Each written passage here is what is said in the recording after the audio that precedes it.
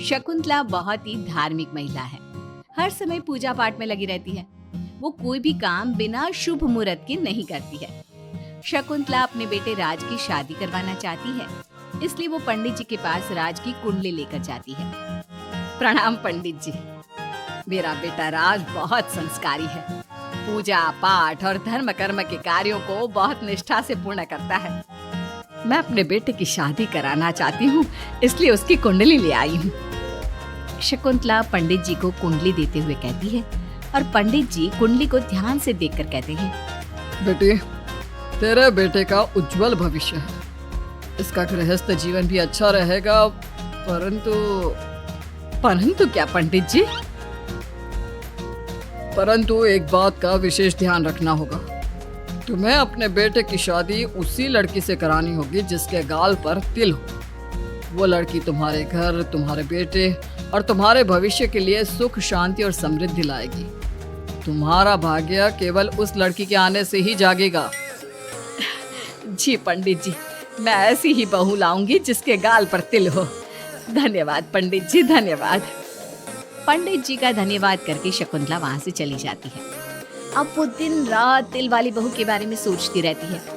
शकुंतला अपने बेटे का जहाँ भी रिश्ता लगाती तो उसकी एक ही शर्त होती कि तिल वाली बहू चाहिए, लेकिन उसे तिल वाली बहू कहीं मिलती ही नहीं।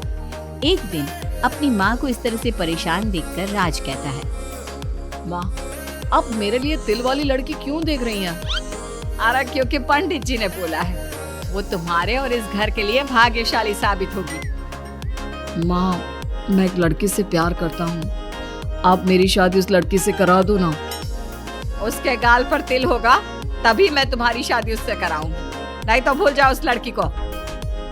माँ की बात सुनकर राज को लगा कि माँ उसकी शादी कभी होने ही नहीं देगी, इसलिए उसने बिना कुछ सोचे समझे बोल दिया, माँ है ना, उसके गाल पर तिल है। सच में माँ, बहुत प्यारा तिल है।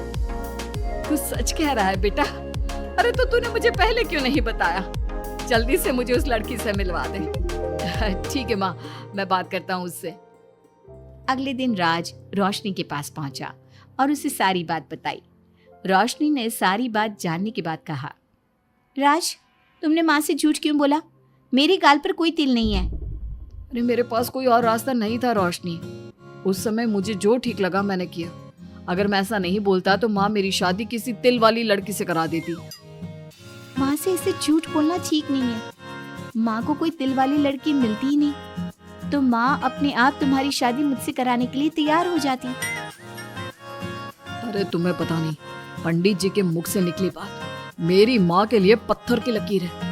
वो आकाश पाताल एक कर देंगी, लेकिन तिल वाली लड़की ढूंढ कर ही रहेंगी। जो भी हो राज, लेकिन माँ को जब कभी सच्चाई का पता चलेगा तो उन्हें बहुत दुख होगा। और मेरे गाल पर तो तिल है ही नहीं। अब मैं माँ से कैसे मिलूंगी? तुम अपने गाल पर काजल से एक तिल बना लो ना, बाकी मैं संभाल लूंगा। अगले दिन रोशनी ने ऐसा ही किया। उसने काजल से गाल पर एक तिल बना लिया।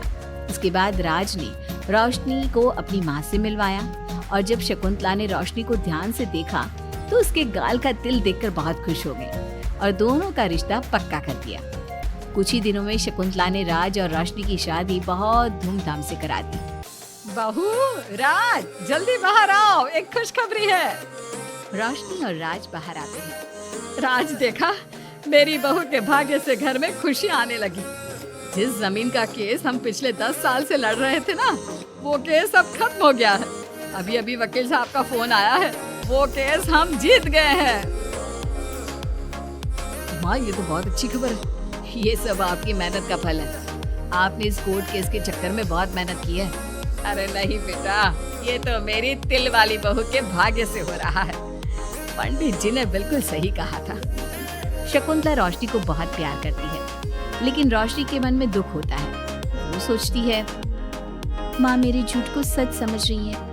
अगर माँ को ये पता चल गया कि ये तिल नहीं काजल है तो उन्हें कितना दुख होगा।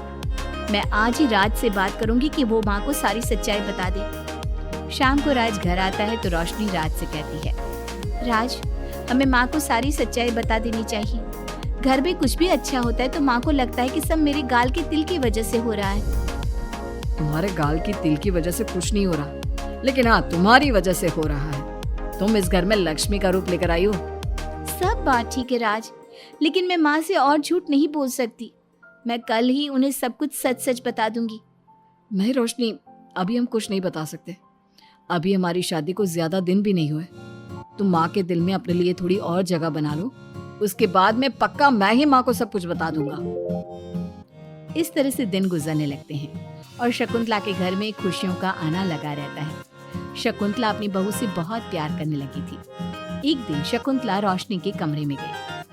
बहू, ओ बहू, कहाँ है तू? माँ मैं बाथरूम में हूँ, नहा रही हूँ। अरे देख तो मैं तेरे लिए क्या लाई हूँ, जल्दी बाहर आ। अब मैं क्या करूँ? मेरे पास तो काजल भी नहीं है, अब चेहरे पर क्या लगाऊं? राज तुमने अच्छा फंसाया मुझे।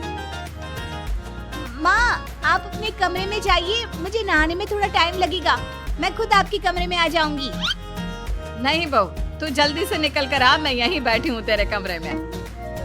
जब रोशनी को इस बात का एहसास हो गया कि उसकी सास कमरे से नहीं जाएगी, तो उसने अपने गीले बाल एक तरफ कर लिए और बालों से अपना आधा चेहरा छुपाकर बाहर आई। बहू नहा ली तुम? देखो मैं तुम्हारे लिए नई साड़ी और गहने लाई हूँ। आज शाम को बहुत मेहमान आ रहे हैं, मैं तुम्हें सबसे मिलवाऊंगी। मेहमान किस लिए आ रहे हैं माँ? अरे तुम्हें राज ने बताया नहीं बहू? हमारी कंपनी इस साल नंबर 1 की पोजीशन पर पहुंच गई है और ये सब तेरी वजह से हुआ है। चलो मैं चलती हूँ, मुझे शाम की बहुत सारी तैयारी भी तो करनी है। जब शकुंतला रोशनी के कमरे से चली गई, तब उसकी जान में जान आई। शाम को पार्टी में बहुत बड़े बड़े लोग आए थे। शकुंतला ने अपनी बहू को सबसे मिलवाया और उसकी खूब तारीफ की। पार्टी में सब लोग शकुंतला के सक्सेस का राज पूछ रहे थे, तो शकुंतला अपनी बहू और उसके दिल की तारीफ कर रही थी। एक दिन शकुंतला अपने बहू बेटी के साथ घूमने गई। आज हम घूमने आए हैं तो देखो मौसम भी कितना प्यारा हो गया है, लगता है बारिश आने वाली है।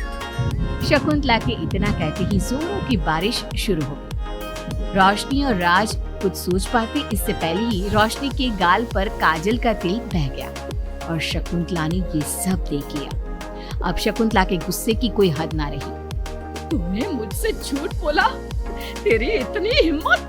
कल वही मैंने तुझे इतना प्यार किया, तुझे अपने बेटे से ज्यादा ममता दी, और तूने मेरे साथ विश्वासघात किया। मैं तुझे कभी माफ नहीं करूंगी। माँ, इसमें रोशनी की कोई गलती नहीं है। मैंने ही कहा था इसे ऐसा करने के लिए। रोशनी ने कई बार आपको सच्चाई बताने की कोशिश की, लेकिन मैंने हर बार उसे रोक दिया। क्या तूने कहा था? क्यों किया तूने ऐसा? कितना बुरा दिन था वो जब मैंने तुम दोनों की शादी करवाई, और तुझे शर्म नहीं आई अपनी माँ को धोखा देते हुए? तो माँ मैं और क्या करता? अब तो पीछे ही पड़ गई थी तिल वाली बहू के। आपको कोई लड़की भी तो नहीं मिल रही थी, और मैं रोशनी को बहुत प्यार करता हूँ, उसके बिना नहीं रह सकता। हाँ, तो अब इसी के पास रहे। मैं तुम दोनों की शक्ल नहीं देखना चाहती। ले जा इस झूठी और मनहूस लड़की को मेरे सामने से। माँ, कल तक तो रोशनी बहुत भाग्यवान थी, आज ये मनहूस हो गई। अपनी सोच बदलो माँ, चेहरे के ऊपर तिल होने से कुछ नहीं होता। आपने देखा नहीं, रोशनी के घर आते ही हमारे सारे काम पूरे हो गए। आज हमारी कंपनी नंबर 1 है। अब कब अंधविश्वास करना छोड़ोगी? बेटे के इतना समझाने पर माँ को समझ में आ जाता है कि वो गलती कर रही है। शकुंतला अपनी बहू बेटी को लेकर घर आ जाती है। अगले दिन शकुंतला रोशनी के गाल पर काजल से एक तिल बना देती है। राज और रोशनी शकुंतला को बहुत हैरानी से देखते हैं। तब वो कहती है, ऐसे क्या देख रहे हो तुम दोनों? ये तिल नहीं, काला टीका है, ताकि मेरी बहू को किसी की नजर ना लगे। शकुंतला